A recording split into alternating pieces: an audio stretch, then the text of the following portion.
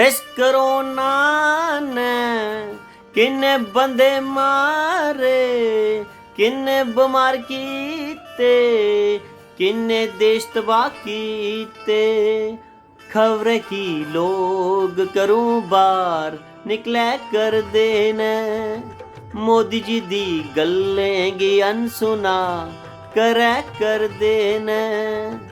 खबरें की लोग करूं बार निकले कर देने, सरकारें गी गल्लें गी अनसुना करे कर देने। लाइक कमेंट शेयर जरूर करो तो वीडियो इंजॉय करो। मन्निया मेरी आवाज़ चंगी नहीं मगर मैसेज बड़ा चंगा ही। तो साड़ा यूट्यूब चैनल डुग्गर दा बेटा कुलदीप हंस पे जाइए सब्सक्राइब जरूर कर लाए तो इंजॉय करो।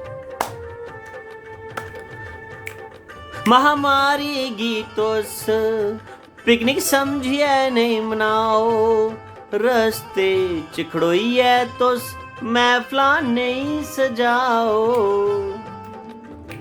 घर विच रहना है बस इयो कहना है, भारत च लॉकडाउन दी से अंजाम देना है।